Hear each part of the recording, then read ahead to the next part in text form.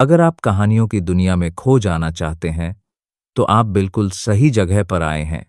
स्वागत है आपका स्टोरी वोकल में, जहां हर आवाज एक कहानी कहती है। यहां मिलेंगी आपको रहस्यमयी रोमांचक कहानियां, जोश से भरी थ्रिलर सीरीज और ऐसे पात्र जो आपकी यादों में बस जाएंगे। और हां, हमारी आने वाली कहानियां और सीरीज आपको एक नई दुनिया में ले जाएंगी। तो इस जादुई सफर में हमारे साथ बने रहने के लिए अभी चैनल को सब्सक्राइब कर लीजिए।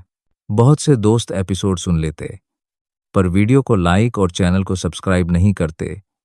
तो उनसे एक ही बात कहनी कि प्लीज चैनल को सब्सक्राइब और वीडियो को लाइक करें। अभी तक एक भी वीडियो 1000 लाइक तक नहीं पहुंची है। यार, इतनी मेहनत से वीडियो बनाता हूं, लाइक कर दो। और कहानी से जुड़ी हर exclusive update, behind the scene और प्री रिलीज एपिसोड्स के लिए जुड़िए हमारे टेलीग्राम चैनल से। लिंक डिस्क्रिप्शन में है। जैसा कि हम सुन रहे हैं हमारे पहले सुपर योद्धा ध्रुव शौर्य की कहानी। यह कहानी है ध्रुव शौर्य की, जो शक्तिदेव बनने के बाद अपने जीवन की अगली यात्रा पर निकलता है। दोस्तों, हम इस सीरीज का नाम रख रहे हैं ध्रुव शौर्य की कहानी। तो चलिए दोस्तों, बिना देर किए, आखिरकार रैंक 9 के हकीम को ही पूरे दुनिया में एक अलग पहचान मिल सकती है। हालांकि ध्रुव की नज़र में तो रैंक 9 हकीम कुछ भी नहीं था। क्या उसने सचमुच सोचा था कि वह एक असाधारण प्रतिभा है जो कम समय में सब कुछ समझ सकता है? शक्तिदेव के स्तर तक पहुंचने के लिए कोई केवल इतना ही कह सकता था कि उसकी साधना प्रतिभा स्वर्ग विरोधी थी। हालांकि गोलियां बनाना ऐसी चीज नहीं थी जिसे केवल दिन भर साधना करके प्राप्त किया जा सके। किसी की अंदरूनी शक्ति की प्रबलता केवल उसकी शक्ति पर ही निर्भर नहीं थी, बल्कि उसके लिए उसकी समझ की भी आवश्यकता थी। एक साधारण शक्तिदेव की अंदरूनी शक्ति भी परमात्मा लेवल के स्तर तक नहीं पहुंच पाती। टेस्ट लेने वाले बुजुर्ग को यकीन नहीं हो रहा था कि ध्रुव की अंदरूनी शक्ति इतनी कम उम्र में परमात्मा लेवल के स्तर तक पहुंच सकती है, जबकि उसका शरीर शक्तिदेव जैसा था। क्या यह स्वर्ग विरोधी नहीं होगा? दोस्त, आत्मविश्वास अच्छी चीज है, लेकिन अंधविश्वास अहंकार में बदल जाता है। तुम पहले रैंक 9 हाई ग्रेड हकीम बनने की कोशिश क्यों नहीं करते? तुम ऊंचे स्तरों का सामना नहीं कर पाओगे। टेस्ट करने वाला बुजुर्ग भी रैंक 9 हाई ग्रेड हकीम था। ध्रुव की बातें सुनकर उसका मूड थोड़ा खराब जरूर था। फिर भी ध्रुव से बात करते हुए वह फिर भी हंसा। बगल में खड़े कनूज ने ये शब्द सुनकर अनायास ही अपने मुंह का कोना सिकोड़ लिया। इस बूढ़े के शब्द तो शांत थे, लेकिन उसके व्यवहार से साफ जाहिर था कि वह चाहता था कि ध्रुव ऊपर जाए और कष्ट सहे। अगर ध्रुव के पास रैंक 9 हाई ग्रेड का हकीम बनने की योग्यता नहीं होती, तो वह उसका मजाक उड़ाता। यह बात गुस्सैल कनूज बर्दाश्त नहीं कर सकता था। उसने तुरंत एक ठंडी सिसकारी भरी और आगे बढ़ गया। ये शब्द सुनकर ध्रुव की भौहें तन गईं। हकीम एसोसिएशन के लोग बिल्कुल वैसे ही थे जैसे कनूज ने कहा था। वे सभी घमंडी लोग थे। जब तक उनके दिल में कुछ गड़बड़ है, वे एहसान चुकाते रहेंगे। ध्रुव उसके साथ समय बर्बाद नहीं करना चाहता था। उसे रैंक 9 हाई ग्रेड हकीम की कोई परवाह नहीं थी। 10 साल पहले वह रैंक 9 की रहस्यमयी गोली को परिष्कृत करने में सक्षम था। अब जब वह शक्तिदेव बन गया था, तो रैंक 9 का हकीम उसके लिए कुछ भी नहीं था। हालांकि आज एकमात्र रैंक 9 हाई ग्रेड के हकीम ने उसके सामने ऐसे तिरस्कारपूर्ण शब्द कहे। ध्रुव स्वाभाविक रूप से अपने दिल में कुछ असंतुष्ट था। ध्रुव ने हाथ बढ़ाकर कनूज को, जो आगे बढ़ने ही वाला था, रोक दिया। उसके चेहरे पर शांति थी और वह धीरे धीरे टेस्ट लेने वाले बुजुर्ग की ओर बढ़ रहा था। ध्रुव के सामने खड़े हकीम, जो अभी भी टेस्ट का इंतजार कर रहे थे, उसके रास्ते में आने वाले हर रास्ते को खोल देते थे। पहले टेस्ट लेने वाले बुजुर्ग की आवाज काफी तेज थी। उसने जानबूझकर उन्हें अपनी आवाज सुनाई थी। इस समय हर कोई ध्रुव का चेहरा देखना चाहता था जब उसने खुद को बेवकूफ बनाया था। वे देखना चाहते थे कि क्या वह अब भी उतना ही शांत रह सकता है जितना अभी है। उन्हें यकीन नहीं था कि एक नौसिखिए बालक, भले ही उसमें साधना की थोड़ी बहुत भी प्रतिभा हो गोली बनाने के कौशल के मामले में, उनके मन में अविश्वास पैदा कर देगा। उनके सामने खड़े व्यक्ति के गोली बनाने के कौशल की तुलना उन सच्चे हकीमों से कैसे की जा सकती थी जो पूरे मन से हकीम के रास्ते पर चल रहे थे। ध्रुव को हकीम एसोसिएशन की ओर बढ़ते देख सभी ने उपहास किया। वे ध्रुव की हार का इंतजार कर रहे थे। उस समय हंसी का एक और दृश्य होगा। हकीम एसोसिएशन के सामने चलते हुए ध्रुव अभी भी उदासीन लग रहा था। उसने हकीम एसोसिएशन के हाई ग्रेड हकीम एसोसिएशन की ओर देखा और धीरे से कहा, आपके पिछले शब्दों के अनुसार यहां अन्य रैंक के टेस्ट भी होने चाहिए। चूंकि आप नहीं चाहते कि मैं आसानी से वहां पहुंच जाऊं, तो बताइए टेस्ट क्या है? मैं उसे सीधे पास कर दूंगा ताकि मैं हाई रैंक टेस्ट दे सकूं। ध्रुव की बातों से हकीम एसोसिएशन के हाई रैंक के हकीम एसोसिएशन को कोई फर्क नहीं पड़ा। उसने सीधे हकीम एसोसिएशन को भड़का दिया, जिससे हकीम एसोसिएशन के हाई रैंक हकीमों के चेहरे पर एक भद्दा भाव आ गया। उसने ठंडी सांस ली और अपने पीछे रखी एक काले पत्थर की पट्टिका की ओर इशारा किया। यह आत्मा परीक्षण पट्टिका है। जब तक आप इस पर अपनी हथेली रखेंगे और अपनी अंदरूनी शक्ति इसमें डालेंगे, यह पट्टिका आपकी अंदरूनी शक्ति और हकीम ग्रेड का परीक्षण कर सकेगी। इस आत्मा परीक्षण पट्टिका का उच्चतम रैंक 9 के हाई ग्रेड हकीम तक का है। जैसे ही उसके शब्द निकले, हकीम एसोसिएशन के हाई रैंक हकीमों ने उदासीनता से ध्रुव को देखा। फिर उसने भीड़ पर नजर डाली और एक तरफ हटकर ध्रुव के लिए रास्ता खोल दिया। वह सभी ध्रुव के टेस्ट में फेल होने और हार जाने का इंतजार कर रहे थे। हकीम एसोसिएशन के हाई रैंक हकीमों पर लापरवाही से नजर डालते हुए ध्रुव का शरीर नहीं हिला, लेकिन एक अत्यंत भयानक अंदरूनी शक्ति उसकी भौहों के बीच संघनित हुई और आत्मा परीक्षण पट्टिका की ओर बह गई। भाई ध्रुव, क्या तुम सचमुच ऐसा करना चाहते हो? आवेग में मत आओ और इस अज्ञानी आदमी की चाल में मत फंसो। अचानक ध्रुव ने कनूज की कर्कश आवाज सुनी, जो फिर से चिंता से भरी थी, जिससे ध्रुव की हरकतें रुक गईं। लेकिन तुरंत ही ध्रुव खिलखिलाकर हंस पड़ा। पलटकर ध्रुव ने कनूज को एक आश्वस्त मुस्कान दी। दोनों ने समझ में सिर हिलाया और कनूज ने कुछ और नहीं कहा। चूंकि ध्रुव ने उसे सहज होने का संकेत दिया था, तो ध्रुव को अपना आत्मविश्वास होना चाहिए। हालांकि वह ध्रुव को लंबे समय से नहीं जानता था। कनूज ने यह निष्कर्ष निकालने का साहस किया कि जब तक ध्रुव ऐसा करने का साहस करता है, तब तक उसका अपना आत्मविश्वास जरूर है। आखिर क्या बूढ़े नाथ उस दिन जैसा नहीं था?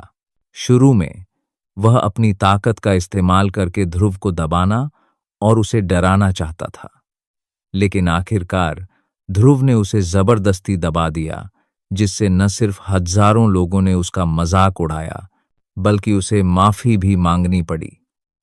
शायद आज ध्रुव एक बार फिर खुद को साबित करने में सक्षम होगा।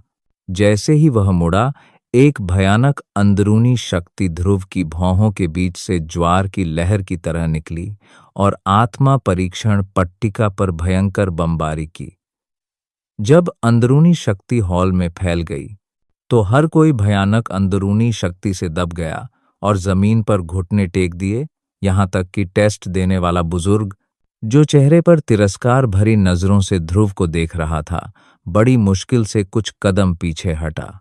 आखिरकार उसने एक सितारा शक्तिदेव होने के नाते अपनी ताकत पर भरोसा करके खुद को मजबूती से संभाला और नीचे नहीं गिरा।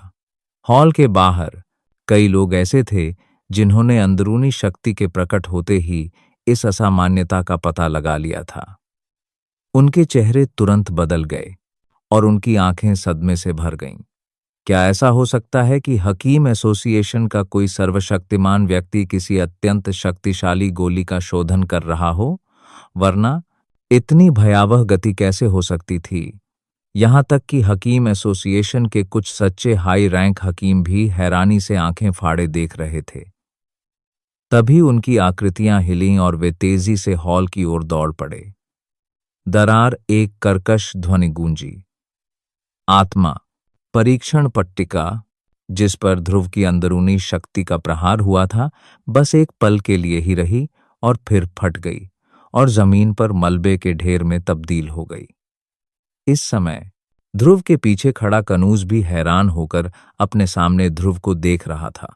उसने कभी सोचा भी नहीं था कि ध्रुव की अंदरूनी शक्ति वास्तव में इतनी शक्तिशाली होगी। रैंक 9 हाई ग्रेड हकीम वास्तव में उसके लिए एक कचरा अस्तित्व है। काफी देर बाद कनूज बस कड़वी मुस्कान दे सका, सिर हिलाया और आह भरी। फिर उसने टेस्ट लेने वाले बुजुर्ग की तरफ दयनीय दृष्टि से देखा, जो अब भी कड़वी आवाज में अपनी बात पर अड्डा हुआ था, और अब कुछ नहीं बोला। इस समय टेस्ट लेने वाले बुजुर्ग के चेहरे पर कड़वाहट थी। उसे अपने दिल में एहसास था कि आज आखिरकार उसे किसी ऐसे व्यक्ति से मिलना ही था जिससे उसे नहीं मिलना चाहिए था। आज से उसके अच्छे दिन खत्म हो जाएंगे। आत्मा परीक्षण पट्टिका के नष्ट हो जाने के बाद ध्रुव ने लापरवाही से अपनी अंदरूनी शक्ति वापस ले ली। तभी घुटनों के बल बैठे रैंक 8 के हकीम बड़ी मुश्किल से रेंगते हुए ऊपर आए। उनमें से हर एक ने भयभीत आंखों से ध्रुव की पीठ को देखा। फिर भी उनकी आंखों में एक मदहोशी छाई हुई थी और वे ध्रुव की पीठ को साफ साफ नहीं देख पा रहे थे। ताकतवरों की दुनिया में बस बची हुई शक्ति ही उन्हें शक्तिहीन महसूस कराने के लिए काफी थी। ऐसी शक्ति का विरोध उनके जैसे साधारण रैंक 8 के हकीम नहीं कर सकते थे। ध्रुव का आभा मंडल गायब हो गया और टेस्ट लेने वाले बुजुर्ग का शरीर भी हल्का हो गया। उसकी झुकी हुई कमर भी धीरे धीरे सीधी हो गई। हालांकि उसके चेहरे को देखकर राहत का जरा भी आभास नहीं हो रहा था। उसके सामने काले वस्त्र पहने खड़े युवक के अलावा और कोई कारण नहीं था। ध्रुव की हरकत ने हकीम एसोसिएशन में सभी को चौंका दिया होगा। टेस्ट के प्रबंधक के रूप में उन्होंने ऐसे व्यक्ति की उपेक्षा की थी। इस मामले के बाद उच्च अधिकारी निश्चित रूप से उन्हें जिम्मेदार ठहराएंगे। इस व्यक्ति के मन में व्याप्त असंतोष को शांत करने के लिए वह भविष्य में इस प्राचीन नील शहर में नहीं रह पाएंगे। एक ही गलती से उसने अपना वैभव और धन गोमवा दिया था। अब समय आ गया था कि वह अपने उच्च और घमंडी चरित्र को बदल दे। परीक्षा देने वाले बुजुर्ग ने मन ही मन आह भरते हुए बेबसी से अपना सिर हिलाया। उसने एक लंबी सांस छोड़ी और उदास चेहरे के साथ वहीं खड़ा रहा। दूसरी ओर कनूज के चेहरे पर उपहास के भाव थे जब वह अपने आस पास के लोगों को देख रहा था। ये लोग अक्सर अपनी नाक ऊंची करके दूसरों को नीची नजर से देखते थे। आज आखिरकार उन्हें दमन का स्वाद चखना पड़ा। हाँ, मुझे नहीं पता था कि एक सम्मानित अतिथि आने वाला है और यहां आपको अनदेखा कर देगा।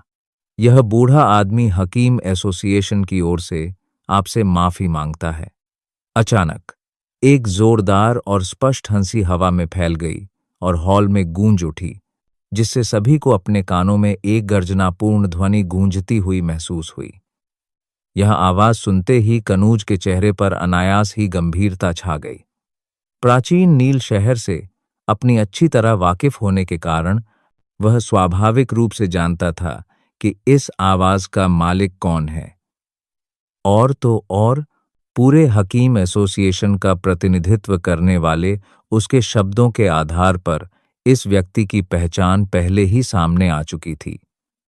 यह व्यक्ति निश्चित रूप से हकीम एसोसिएशन का अध्यक्ष था। जब ध्रुव ने यह सुना तो उसके मुंह के कोनों में एक मुस्कान फैल गई। आयोजन स्थल का प्रभारी व्यक्ति आखिरकार आ गया था, इसलिए ध्रुव को उसे फिर से ढूंढने की जरूरत नहीं पड़ी। मैं यहां पहली बार आया हूं। मैं वरिष्ठ को परेशान नहीं करना चाहता, इसलिए मैं बस इधर उधर देखूंगा।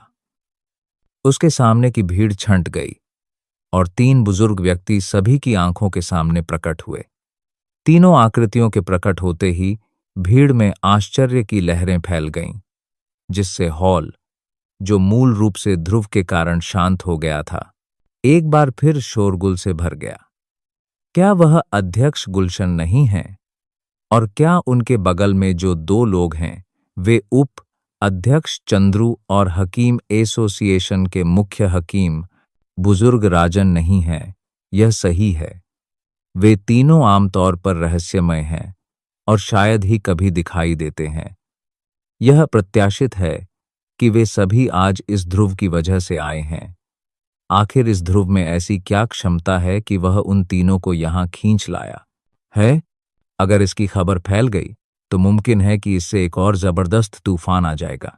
तीनों बूढ़े, जो मुख्य पात्र थे, भीड़ की शोरगुल भरी चर्चाओं को पूरी तरह से नजरअंदाज कर रहे थे। इस समय उनकी निगाहें ध्रुव पर टिकी थीं, जो भीड़ में सबसे आगे खड़ा था। हाँ, ऐसा लग रहा है कि यह दोस्त एक हकीम बैज प्राप्त करना चाहता है ना? वे तीनों ध्रुव से 10 फीट आगे रुक गए। भांग के कपड़े पहने बूढ़ा आदमी, जो अध्यक्ष था, एक हाथ से अपनी दाढ़ी सहलाते हुए चेहरे पर मुस्कान लिए ध्रुव को देखकर जोर से हंसा। हालांकि बूढ़े ने साधारण कपड़े पहने थे, फिर भी ध्रुव ने उसके सामने जरा भी आराम करने की हिम्मत नहीं की। ध्रुव की नजर में इस बूढ़े की ताकत बादल चीरने वाले भेड़िए से कम नहीं थी। उसकी आभा का घनत्व शायद उससे भी ज्यादा था। ठीक है, हालांकि ऐसा लग रहा है कि आपकी आत्मा परीक्षण पट्टिका मैंने ही तोड़ी है। हाँ, इस दोस्त की ताकत के साथ इस तरह की आत्मा परीक्षण पट्टिका स्वाभाविक रूप से आपके द्वारा किए गए आकस्मिक हमले का सामना करने में असमर्थ है। इस बार बोलने वाला एक बूढ़ा आदमी था, जो ब्रोकेड का चोगा पहने मुख्य बूढ़े के बाईं ओर खड़ा था। उसके लाल बाल उठती हुई लपटों जैसे थे। उसकी आभा वास्तव में मुख्य बूढ़े के बराबर ही थी। जाहिर है, वह भी एक 8 सितारा शक्तिदेव योद्धा था। इस क्षण ध्रुव को आखिरकार हकीम एसोसिएशन की असली ताकत का एहसास हुआ। कोई आश्चर्य नहीं कि साधारण शक्तिदेव को इस जगह पर अच्छा व्यवहार करना पड़ता था। हकीम एसोसिएशन के शक्तिशाली हकीमों का जिक्र किए बिना ही हकीम एसोसिएशन की समग्र शक्ति पहले से ही कुछ बड़े गुटों से कम नहीं थी। जब ध्रुव की नजर तीसरे बूढ़े की ओर गई तो उसकी भौहें अनायास ही थोड़ी सिकुड़ गईं। तीसरे बूढ़े ने एक हाई रैंक के हकीम का कोट पहना हुआ था। हालांकि ध्रुव को इस बात पर थोड़ा आश्चर्य हुआ कि इस बूढ़े की ताकत केवल 1-2 सितारा शक्तिदेव जितनी थी, फिर भी वह इन दोनों के साथ यात्रा कर पा रहा था। यह वाकई अजीब था। हालांकि अगले ही पल ध्रुव की नजर बूढ़े आदमी की छाती पर लगे हकीम बैज पर पड़ी। बैज का बाहरी रूप एक औषधीय कड़ाही जैसा था। औषधीय कड़ाही के ऊपर गोली सुगंध की लड़ियां फैली हुई थीं। औषधीय हंडे के बीच में इंद्रधनुष की तरह 9 अलग अलग रंगों की लहरें उकेरी गई थीं। ये 9 लहरें एक 9वें रैंक के हकीम का प्रतिनिधित्व करती थीं। हालांकि उन तरंगों में 2 असली गोलियां थीं। अगर कोई उन्हें ध्यान से सूंघता तो उसे पता चलता कि वे 2 असली गोलियां वास्तव में गोली की सुगंध की लहरें छोड़ रही थीं, जो दिल को सुकून दे रही थीं। भाई ध्रुव, आपको तीसरे बूढ़े व्यक्ति पर अधिक ध्यान देना चाहिए।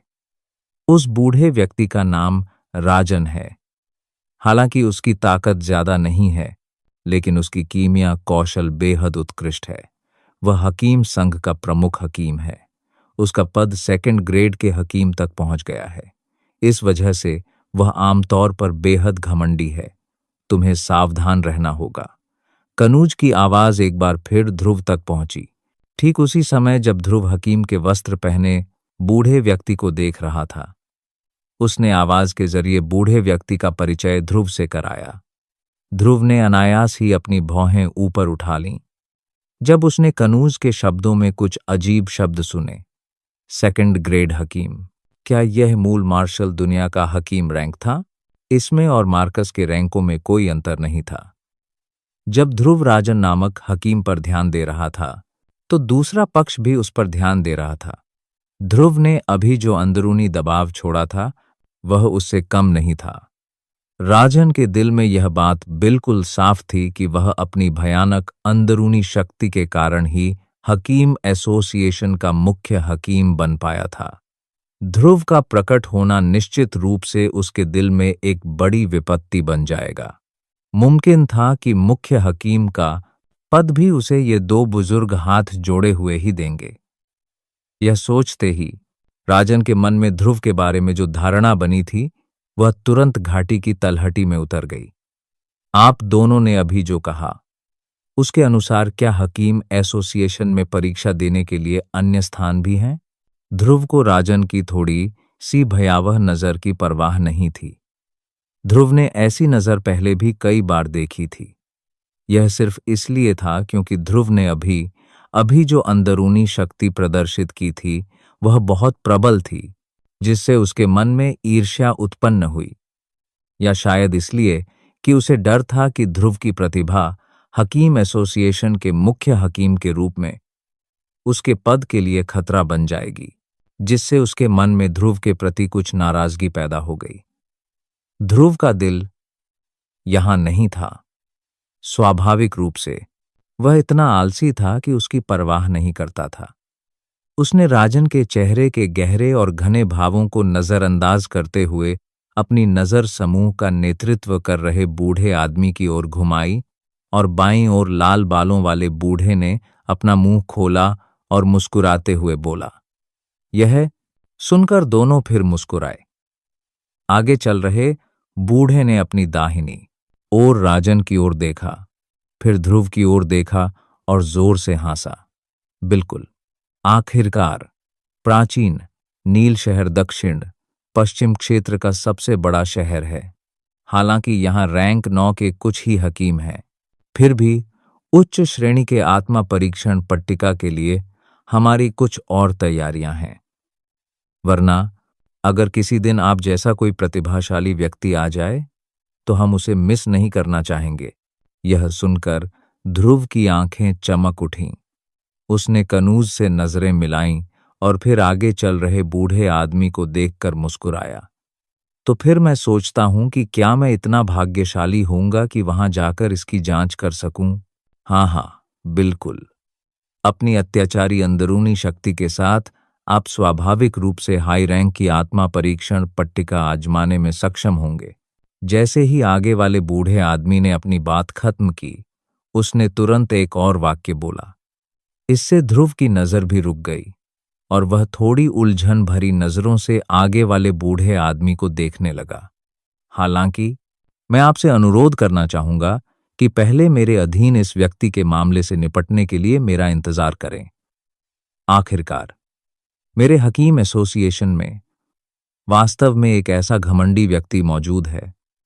अध्यक्ष होने के नाते मैं वास्तव में अपने दिल में दोषी महसूस करता हूं। जैसे ही उसकी आवाज धीमी हुई, अध्यक्ष ने ध्रुव को नजरअंदाज कर दिया। टेस्ट लेने वाले बुजुर्ग को उदासीनता से देखते हुए उसका चेहरा अचानक ठंडा पड़ गया। इस समय उस बुजुर्ग की ताकत मानो शून्य हो गई थी। अध्यक्ष के सामने वह हिम्मत नहीं जुटा पा रहा था। क्या हुआ? क्या तुम पहले इस दोस्त का सामना करते समय बहुत घमंडी नहीं थे? अध्यक्ष की आंखें ठंडी थीं और उनके शरीर के चारों ओर का आभामंडल किसी छिपे हुए अजगर की तरह उमड़ रहा था। इससे टेस्ट लेने वाले बुजुर्ग का चेहरा तुरंत पीला पड़ गया। खून का जरा भी निशान नहीं रहा। उनका पूरा शरीर कांप उठा और ठंडे पसीने से उनके कपड़े भीग गए। महोदय, अध्यक्ष महोदय, यह अधीनस्थ वास्तव में नहीं जानता था कि यह दोस्त वास्तव में ऐसा व्यक्ति होगा। यह अधीनस्थ निश्चित रूप से बहुत देर हो गई। मेरे हकीम एसोसिएशन को तुम्हारे जैसे किसी की जरूरत नहीं है। आज से मेरे हकीम एसोसिएशन को छोड़ दो। जैसे ही अध्यक्ष ने बोलना समाप्त किया, निगरानी करने वाले बुजुर्ग का चेहरा पीला पड़ गया। उसकी आंखें सुस्त थीं और उसका मन अनिच्छा से भरा हुआ था। कुछ देर स्तब्ध रहने के बाद वह अनिच्छा से अध्यक्ष पर चिल्लाया, अध्यक्ष, मैं हार नहीं मानूंगा। अध्यक्ष, मैंने वर्षों से एसोसिएशन के लिए बहुत कुछ किया है। आप मुझे ऐसे ही कैसे जाने दे सकते हैं? आप सबको कैसे मना सकते हैं?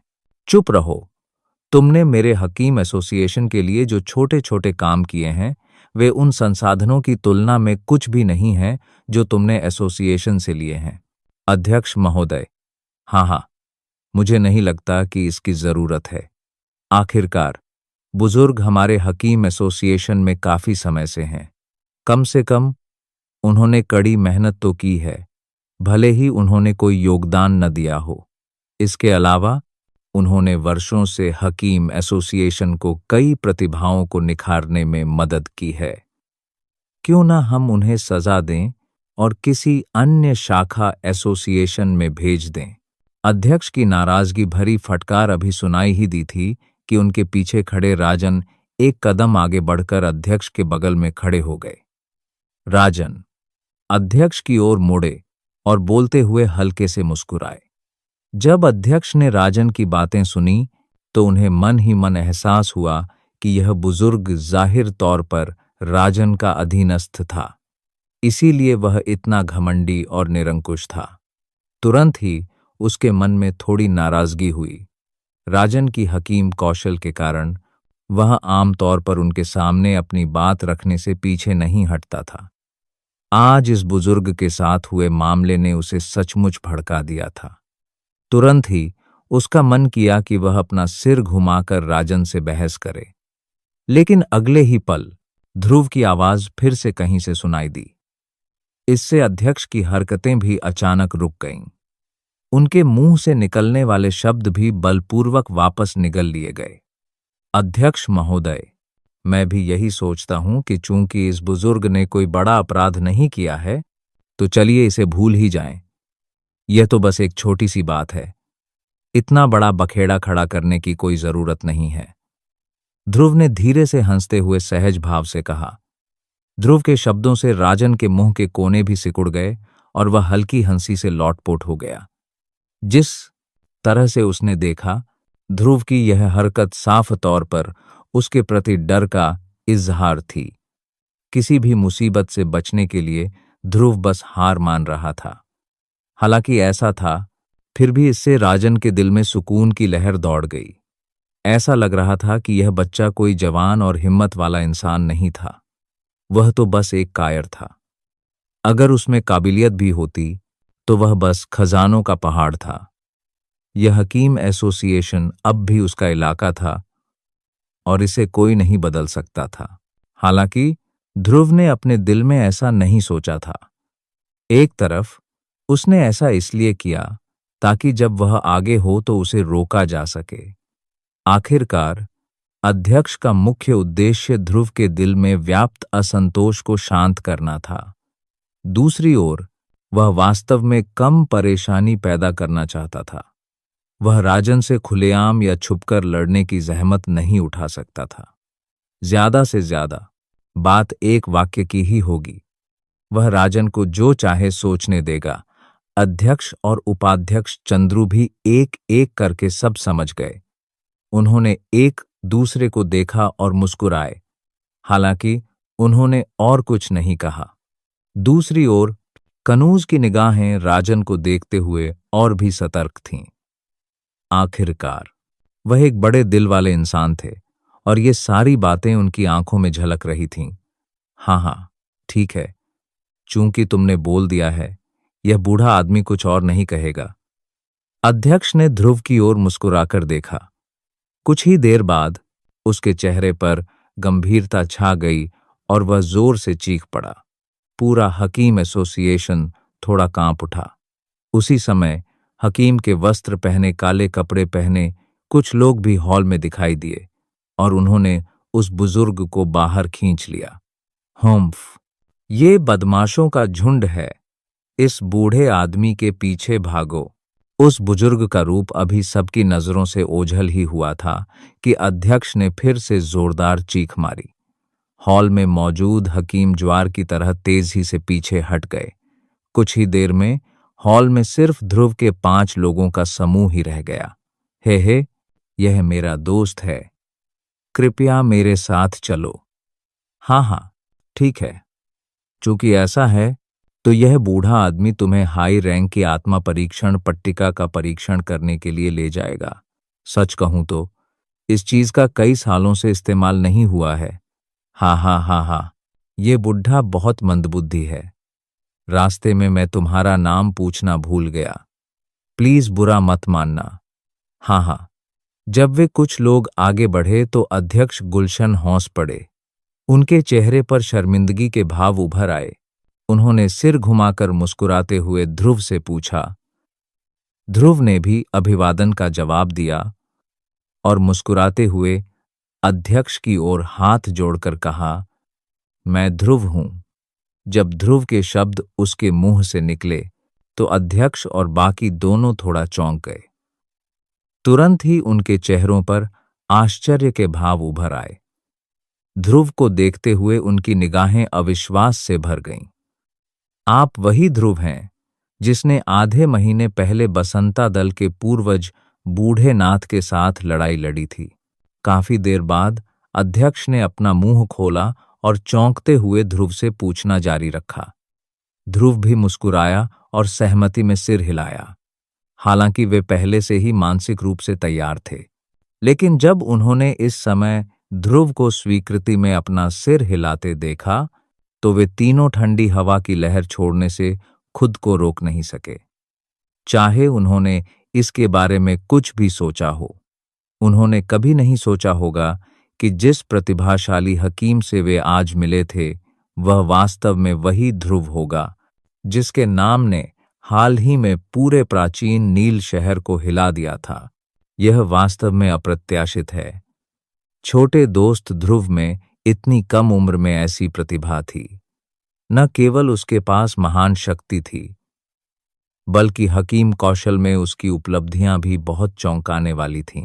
छोटा दोस्त ध्रुव वास्तव में एक प्रतिभाशाली व्यक्ति है, एक प्रतिभाशाली जिसे स्वर्ग का आशीर्वाद प्राप्त है। इस समय उपाध्यक्ष चंद्रू, जो अध्यक्ष के साथ चल रहे थे, भी अपने मुंह से विस्मय की लहरें निकलने से खुद को नहीं रोक पाए। उन्होंने जिस नजर से ध्रुव को देखा वह मानो किसी राक्षस को देख रहे थे। ध्रुव इतनी कम उम्र में साधना और हकीम के मार्ग पर इतनी दूर तक चल पाया था। इस बात ने अनायास ही उन वृद्धों को, जिन्होंने इस मुकाम तक पहुंचने के लिए अपना पूरा जीवन लगा दिया था, अपने मन में शर्मिंदगी महसूस कराई। यह सोचकर अध्यक्ष गुलशन और उपाध्यक्ष चंद्रू एक दूसरे को देखे बिना नहीं रह सके। हालांकि वे एक दूसरे की आंखों में एक कड़वी मुस्कान देख सकते थे। ध्रुव की उत्कृष्टता ने सचमुच इन दोनों बुजुर्गों के दिलों में थोड़ी बेचैनी पैदा कर दी। दोनों को एक जैसा ही लग रहा था। राजन इसे कैसे जाने दे सकता था? ध्रुव जितना ज्यादा उत्कृष्ट था, उसे उतना ही ज्यादा अन्याय महसूस हो रहा था। आज वह जिस मुकाम पर है, वहां पहुंचने के लिए उसने अपनी पूरी जिंदगी लगा दी थी। उसके सामने बैठा यह बदमाश इतनी आसानी से यह मुकाम कैसे हासिल कर सकता है? इससे राजन के दिल में आक्रोश और भी बढ़ गया जब उसने ध्रुव की आंखों को देखा। हालांकि अगर वह जानता कि ध्रुव की वर्तमान ताकत और विशाल हकीम की निम्ब को बड़ी मेहनत से प्राप्त किया गया है, तो शायद उसके पास ध्रुव के साथ मुकाबला करने का आत्मविश्वास नहीं होगा। ट्रेनिंग के मार्ग पर कोई शॉर्टकट नहीं था।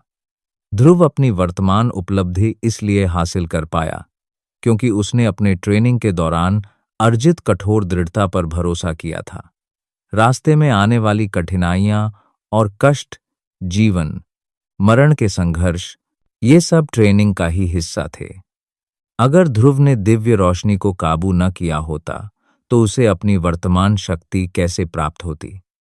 हालांकि दिव्य रोशनी को काबू करना इतना आसान कैसे हो सकता था? न जाने कितनी जीवन मरण की स्थितियां इसमें शामिल थीं। अगर ध्रुव की असाधारण दृढ़ता न होती तो शायद वह बहुत पहले ही साधना पथ पर आ गया होता। ध्रुव की सारी उपलब्धियां अपनी जान जोखिम में डालकर हासिल की गईं। ध्रुव ने ये सारी उपलब्धियां उस दर्द और यातना को सहकर हासिल कीं जो एक आम इंसान नहीं सह सकता। इस मामले में राजन उसकी बराबरी कैसे कर सकता था? कुछ ही देर बाद पांचों का समूह एक मोटे काले रहस्यमयी दरवाजे के सामने पहुंच गया।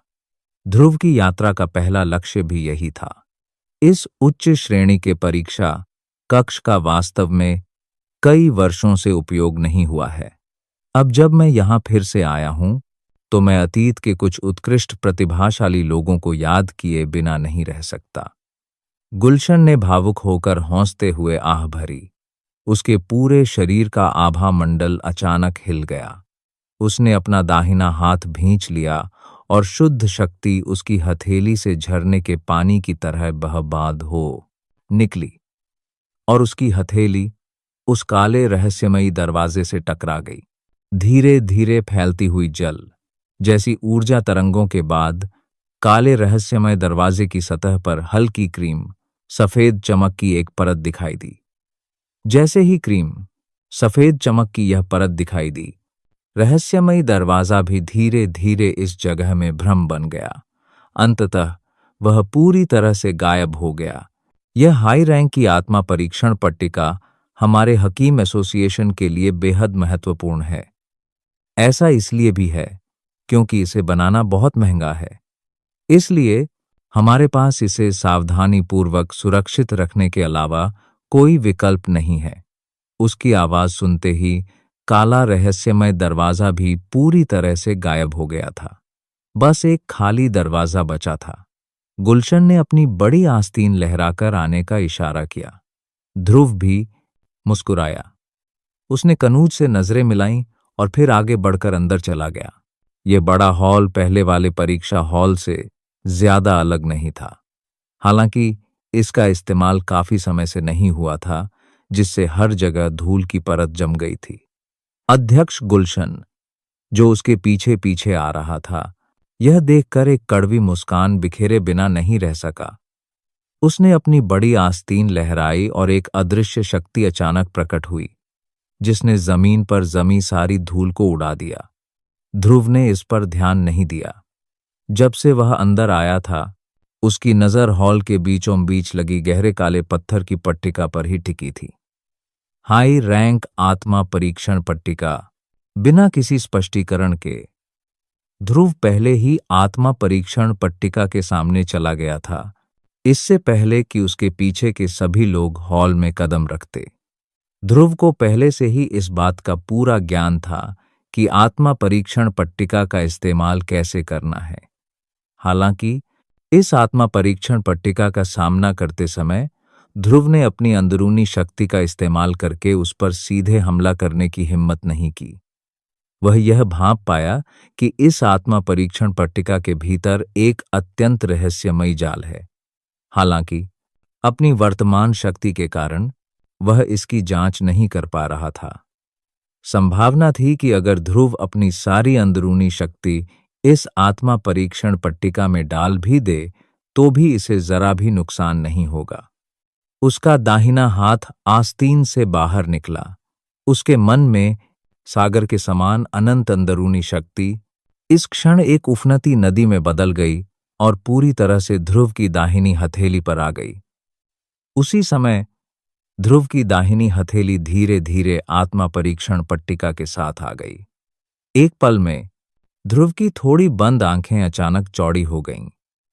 आत्मा परीक्षण पट्टिका एक जल पंप की तरह थी, जो ध्रुव की सारी अंदरूनी शक्ति, जो ज्वार की लहर जैसी थी, को एक पल में उसके शरीर से बाहर खींच रही थी। इस क्षण ध्रुव अपने मन में चक्कर आने की लहर महसूस करने से खुद को रोक नहीं पाया। उसका पूरा शरीर मानो एक पल में ढह जाएगा, जिससे ध्रुव अनजाने में आधा कदम पीछे हट गया। जब ध्रुव पीछे हटा तो उमड़ती हुई अंदरूनी शक्ति एक बार फिर ध्रुव के शरीर में लौट आई। ध्रुव को तुरंत होश आ गया और उसने अपने पीछे हटते शरीर को स्थिर कर लिया। उसके चेहरे पर अभी भी भय का भाव था, क्योंकि वह पहले वाली आत्मा परीक्षण पट्टिका को देख रहा था। अगले ही पल 4 बड़े सुनहरे शब्द धीरे धीरे ध्रुव की आंखों के सामने प्रकट हुए। सेकंड ग्रेड का शक्तिदेव रैंक। 4 चमकते सुनहरे शब्द मानो शरीर को स्थिर करने वाले ताबीज की तरह थे, जिससे हॉल में बैठे 5 लोग मानो जमीन से चिपक गए। वे जरा भी हिले नहीं। हॉल का पूरा स्थान मानो उस पल पूरी तरह से जम गया हो। एक पल में अचानक सन्नाटा छा गया। हम्फ। काफी देर बाद अध्यक्ष गुलशन के पीछे खड़े राजन ने अपनी नाक से एक अवर्णनीय ठंडी खर्राट निकाली। इससे मौत जैसा सन्नाटा छा गया और माहौल अचानक बिखर गया। ध्रुव और बाकी लोग भी तुरंत होश में आ गए। ध्रुव की निगाहें अभी भी आत्मा परीक्षण पट्टिका पर लिखे 4 बड़े शब्दों पर टिकी थीं। उसकी आंखों की गहराई में एक खुशी की रोशनी टिमटिमा रही थी। Second grade Shaktidev rank. चूंकि यह दूसरा ग्रेड था, इसलिए संभावना थी कि वर्तमान ध्रुव का हकीम ग्रेड राजन से ज्यादा कम नहीं था। आखिरकार राजन तो दूसरे ग्रेड का ही हकीम था। भाई ध्रुव की ताकत वाकई प्रभावशाली है। इस बूढ़े ने शुरू में सोचा था कि भाई ध्रुव को अपनी इस उम्र में फर्स्ट ग्रेड का हकीम होना चाहिए। किसने सोचा होगा कि इस बूढ़े ने भाई ध्रुव की असली ताकत को कम करके आंका होगा। गुलशन ने भी पलटकर ध्रुव को आश्चर्य से देखा। उसकी गहरी आंखों में प्रशंसा झलक रही थी। यहां तक कि चंद्रू, जो किनारे खड़ा था, भी मुस्कुराते हुए ध्रुव को देख रहा था, लगातार सिर हिला रहा था और प्रशंसा कर रहा था। ध्रुव भी मुस्कुराया, अपने हाथों को कप के आकार में बनाया और मुस्कुराया। मैं बस भाग्यशाली था।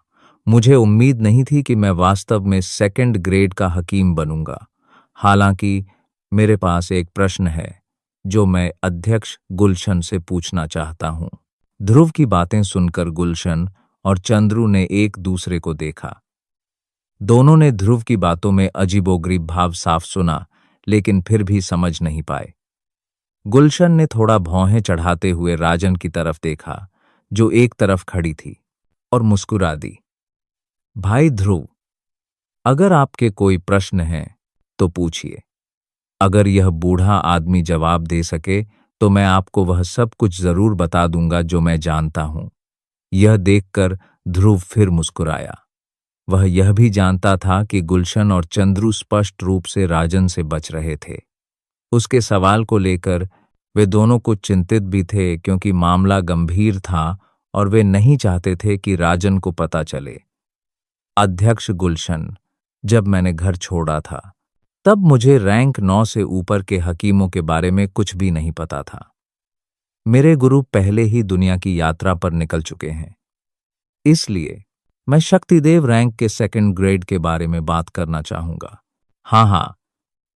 जैसे ही ध्रुव के शब्द प्रसारित हुए, गुलशन, जिसकी बूढ़ी आंखें कभी कभी राजन को घूरती थीं, के चेहरे पर अनायास ही एक अजीब सा भाव उभर आया।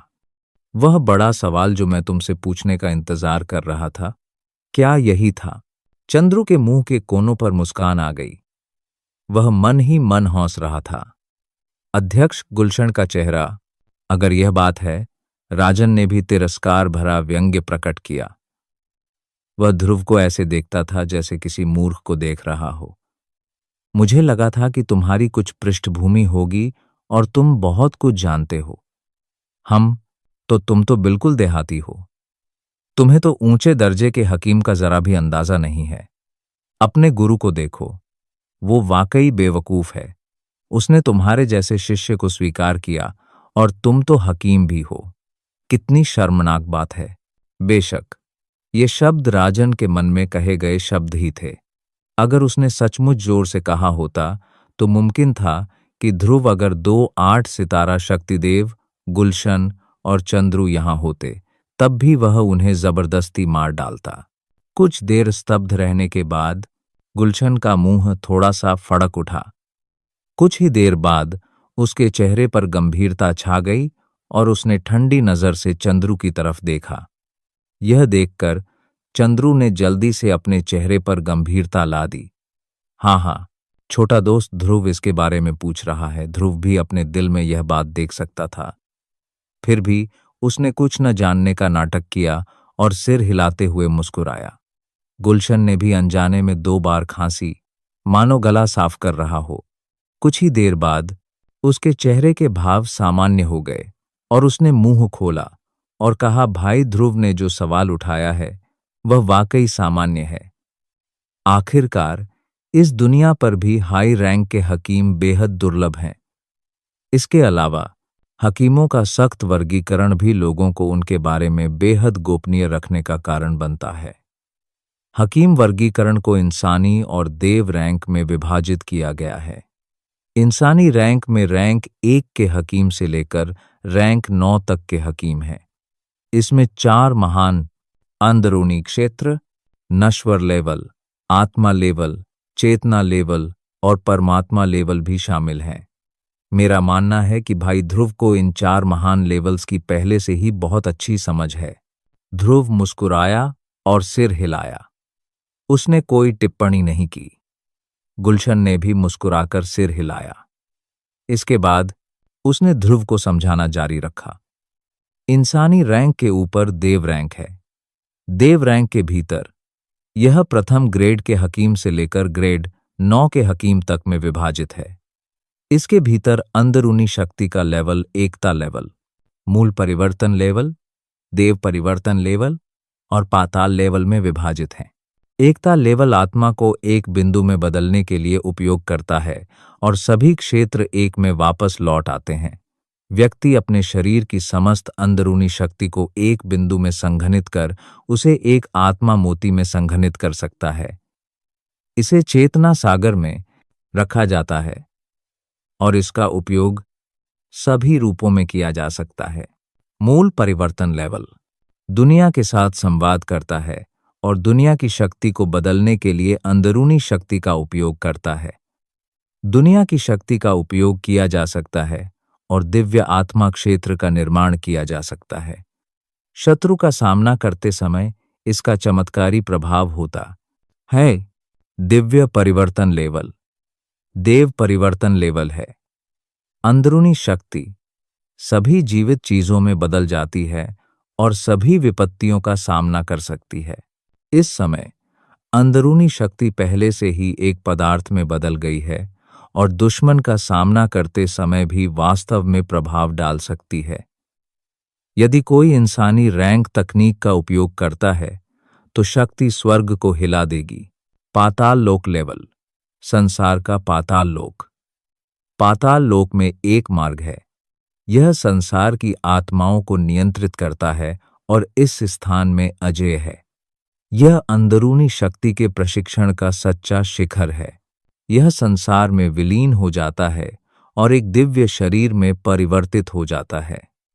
यह संसार के मार्ग को स्पर्श करता है और अद्वितीय है। परमात्मा लेवल के भीतर देव आत्मा भी है। आखिरकार परमात्मा लेवल की आत्मा दोनों क्षेत्रों के बीच का एक क्षेत्र है। यह कहा जा सकता है कि दोनों हैं, इसलिए अभी भी एक और है। 5 लोकों में से 9वां स्थान। 5 अंदरूनी लोकों को 9 पदों में विभाजित किया गया है। परमात्मा लेवल की अधिकतम सीमा दूसरे ग्रेड के हकीम के बराबर है। यह एकता आत्मा का कठोर भाग भी है। एकता लेवल तीसरे चौथे रैंक के हकीम आदि का है। पाताल लोक लेवल को 9वें स्थान पर है। पाताल लोक लेवल की शक्ति अद्वितीय है। हालांकि यह जानने का कोई तरीका नहीं है कि 9वीं ग्रेड की औषधीय गोली क्या होती है। उस समय दुनिया की शक्ति को भी गोली में बदला जा सकता है। स्वर्ग की शक्ति के बारे में सभी जानते हैं, हालांकि कोई भी स्वर्ग के शिखर का पता लगाने की हिम्मत नहीं करता। यह बात इस दुनिया के लिए वर्जित है। यह बूढ़ा आदमी आगे कुछ नहीं बोलेगा। मुझे विश्वास है कि भाई ध्रुव भी इस बारे में कुछ जानता होगा। इस बूढ़े आदमी ने जिन बातों का जिक्र किया है वे इस दुनिया के सच्चे उच्च पदस्थ हकीम हैं। भाई ध्रुव, क्या आप उनके बारे में जानते हैं? हालांकि ये कोई राज नहीं था, फिर भी गुलशन बोलते हुए पसीने से तरबतर हो रहा था। अगर उसे इन बातों के बारे में पता भी था, तो भी इनके बारे में बात करना वाकई थका देने वाला था। हालांकि जब गुलशन का आखिरी वाक्य सुना तो ध्रुव वहीं दंग रह गया। स्वर्ग की चोटी पर जाने की किसी की हिम्मत नहीं थी। यह दुनिया का एक वर्जित विषय था और सभी इसके बारे में जानते थे। इससे ध्रुव के मन में बेहद जिज्ञासा पैदा हो गई। गुलशन की आंखों में उसने यह सब देख लिया था। ध्रुव अभी भी उसकी कही हुई ढेर सारी बातें पचा रहा था। वह भी धीरे से हंसा और उसे और परेशान नहीं किया। हकीम एसोसिएशन के सामने गुलशन, चंद्रू और ध्रुव एक साथ एसोसिएशन से बाहर चले गए। चारों भी वहीं रुक गए। गुलशन ने मुस्कुराते हुए ध्रुव की ओर देखा और कहा, भाई ध्रुव, इस बूढ़े आदमी को अभी भी कुछ काम निपटाने हैं। कृपया मुझे माफ करें कि मैं आपको विदा नहीं कर पाया। ध्रुव भी मुस्कुराया और बोलने के लिए अपना मुंह खोला। अध्यक्ष गुलशन मजाक कर रहे होंगे। मेरी यह यात्रा पहले से ही सार्थक है। अध्यक्ष को परेशान करने की कोई जरूरत नहीं है। चूंकि अध्यक्ष को अभी भी कुछ काम निपटाने हैं, इसलिए मैं पहले विदा लेता हूं। यह देखकर गुलशन ने और कुछ नहीं कहा। हालांकि उसकी आंखों में कुछ चमक जरूर थी। उसने बगल में खड़ी चंद्रू से नजरें मिलाईं। दोनों ही एक दूसरे के मन की बात जानते थे। हालांकि अंत में गुलशन ने फिर भी अपना सिर थोड़ा हिलाया। तुरंत उसकी नजर घूम गई और उसने एक बार फिर ध्रुव की ओर देखा। उसके चेहरे पर मुस्कान थी। हाथ घुमाते ही उसके हाथ में एक जेड की पट्टिका आ गई। उसने ध्रुव की ओर मुस्कुराते हुए कहा, आज मैंने देखा है कि भाई ध्रुव की शक्ति असाधारण है। इसके अलावा आप हकीम में गहराई से शामिल हैं। यह जेड पट्टिका भाई ध्रुव के लिए एक उपहार होगा। इस जेड पट्टिका के साथ भाई ध्रुव हमारे हकीम एसोसिएशन के नाम मात्र के बुजुर्ग के बराबर होंगे। आप हमारे हकीम संघ के किसी भी स्थान पर स्वतंत्र रूप से प्रवेश कर सकते हैं। यह देखकर ध्रुव की आंखें चमक उठीं। क्या यह उसे जल्दी फंसाने के लिए किया गया था? हालांकि उसे यह स्थिति काफी पसंद आई। ध्रुव के मुंह के कोने पर एक मुस्कान उभर आई। उसने बिना किसी हिचकिचाहट के अपना हाथ बढ़ाया और उसे थाम लिया। ऐसे में अध्यक्ष गुलशन को बहुत बहुत धन्यवाद। यह देखकर गुलशन फिर मुस्कुराया। चंद्रू भी मुस्कुराया। अपनी चतुराई से वह स्वाभाविक रूप से गुलशन की हरकतों को भांप गया। हालांकि उसने मन ही मन गुलशन की तेज तर्रार बुद्धि की भी प्रशंसा की। जब ध्रुव के बगल में खड़े कनूज ने यह देखा तो उसकी आंखें ईर्ष्या से भर आईं। हकीम एसोसिएशन का एक नाम मात्र का बुजुर्ग, ऐसा व्यवहार तो उस बूढ़े नाथ को भी नसीब नहीं हुआ था। हालांकि उसे ईर्ष्या हो रही थी, लेकिन वह जेड पट्टिका आखिरकार ध्रुव की ही थी। कनूज बस देख रहा था कि ध्रुव उसे अपनी जेब में रखे हुए था और उसके चेहरे पर लालच भरा भाव था। उपहार देने के बाद गुलशन के पास कहने के लिए कुछ और नहीं था। कुछ देर हंसी मजाक के बाद वे दोनों भी चले गए। चंद्रू ने देखा कि ध्रुव धीरे धीरे उसकी नजरों से ओझल हो गया। तभी उसने एक हल्की सी आह भरी। उसने गुलशन की तरफ सिर घुमाया और हल्की सी भौहें सिकोड़ीं। बताओ, अगर तुमने सचमुच उससे यह बात कही तो क्या वह मदद करेगा? जब गुलशन ने यह सुना तो उसने कोई टिप्पणी नहीं की। उसने भी आसमान की ओर देखा और आह भरी। अगर वह तैयार नहीं है तो हम क्या कर सकते हैं? हमें बस बता देना चाहिए।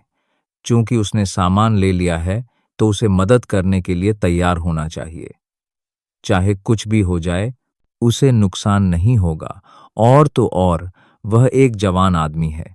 इस उम्र में यही वह समय है जब उसका दिल गर्म खून से लथपथ होता है।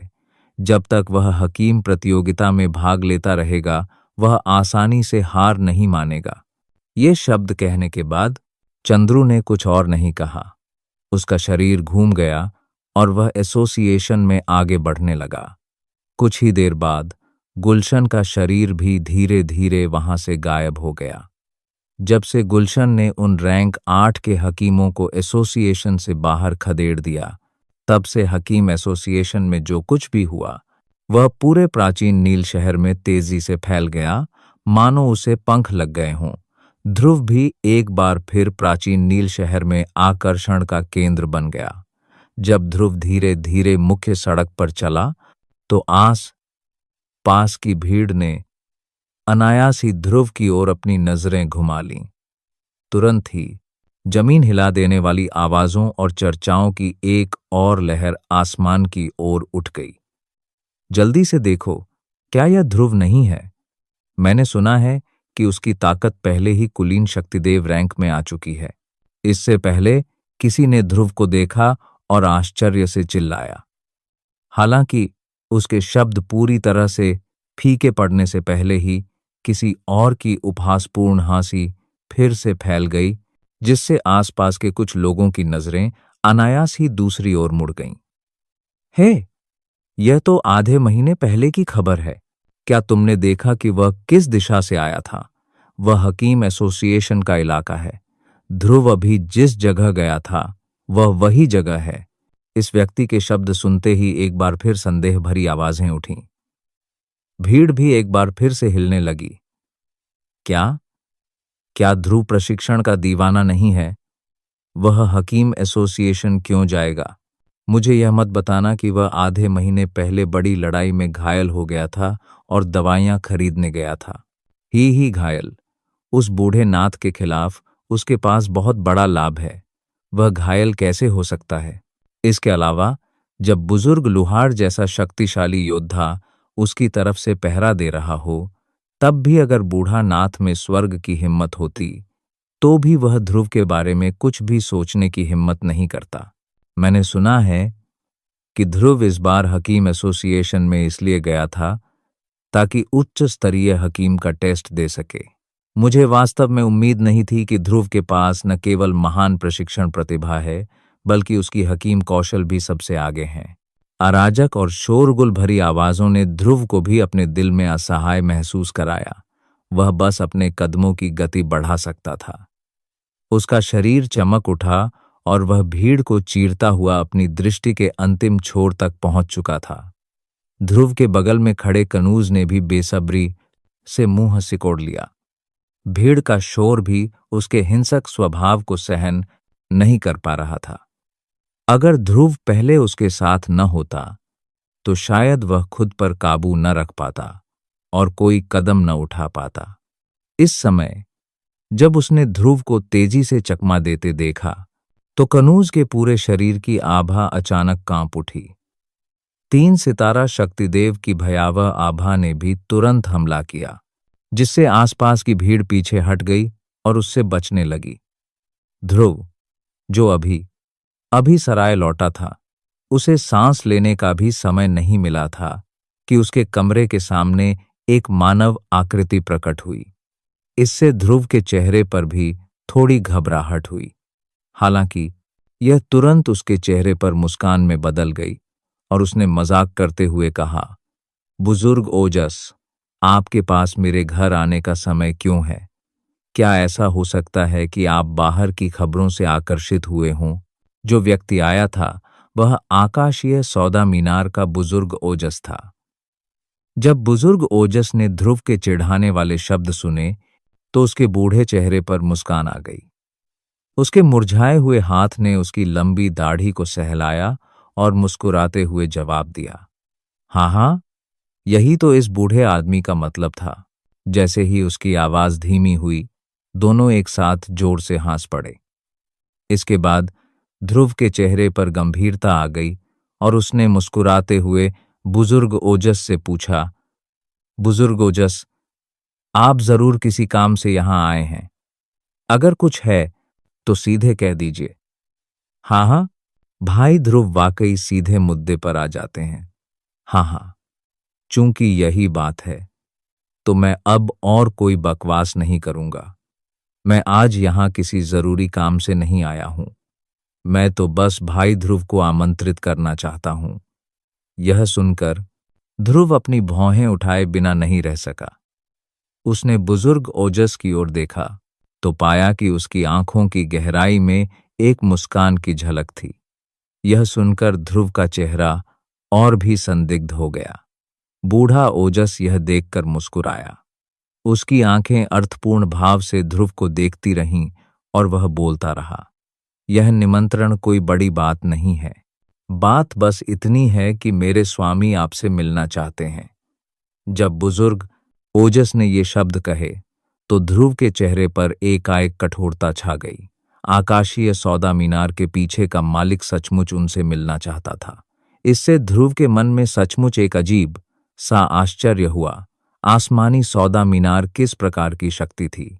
हालांकि बाहरी दुनिया को इसके बारे में ज्यादा जानकारी नहीं थी। आसमानी सौदा मीनार की आभा और शक्ति देवों द्वारा व्यक्तिगत रूप से स्थापित अवरोध से उसमें निहित ऊर्जा निश्चित रूप से ऐसी नहीं थी जिसके संपर्क में ध्रुव आ सके। कम से कम ध्रुव को लगा कि वर्तमान में उसके लिए ऐसे व्यक्ति के साथ बातचीत करना असंभव था। हालांकि बुजुर्ग ओजस की बात सच थी। आसमानी सौदा मीनार का मालिक उससे मिलना चाहता था, जो एकमात्र 3 सितारा शक्तिदेव था। भले ही ध्रुव में असाधारण हकीम कौशल था, ध्रुव को ऐसा नहीं लगता था कि उसके पास ऐसा कुछ है जो दूसरे पक्ष का ध्यान सिर्फ दूसरे दर्जे के हकीम की ताकत से आकर्षित कर सके। इसके अलावा बुजुर्ग ओजस ने अभी कहा था कि वह आज व्यक्तिगत रूप से ध्रुव को आमंत्रित करने के लिए यहां आए हैं। आसमानी सौदा मीनार में कैसी शक्ति थी? इस प्राचीन नील शहर में आमंत्रित शब्द किस पर उत्कीर्ण किया जा सकता था? आज ध्रुव को कई वर्षों में ऐसा निमंत्रण पाने वाला पहला व्यक्ति कहा जा सकता है। तो दोस्तों, यह था ध्रुव रिटर्न का आज का एपिसोड, सिर्फ और सिर्फ आपके अपने चैनल स्टोरी वोकल पर। उम्मीद है कि आपको कहानी अच्छी लगी होगी। अगर वीडियो पसंद आया हो तो लाइक और शेयर जरूर करें और चैनल को सब्सक्राइब करना न भूलें ताकि आपको हर नए एपिसोड की जानकारी तुरंत मिल सके। साथ ही हमारे टेलीग्राम चैनल से जुड़ना मत भूलें।